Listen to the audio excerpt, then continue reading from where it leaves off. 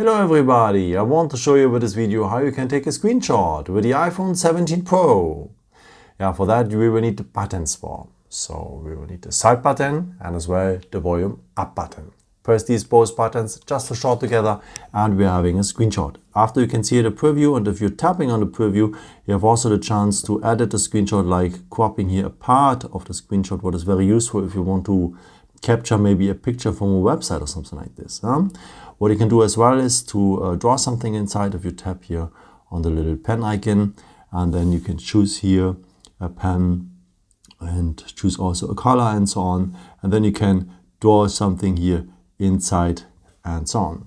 After, you can share it directly here with the arrow, or you tap here on the checkbox and you can choose if it should be a part of your photos or at the files. I'm more the fan of the photos. And yeah, where are the screenshots after? Of course, here in my case at the photos. And here it is. By the way, at the collections, you will have a better overview. Here at the pinned ones, you will have as well here an own folder only for your screenshots.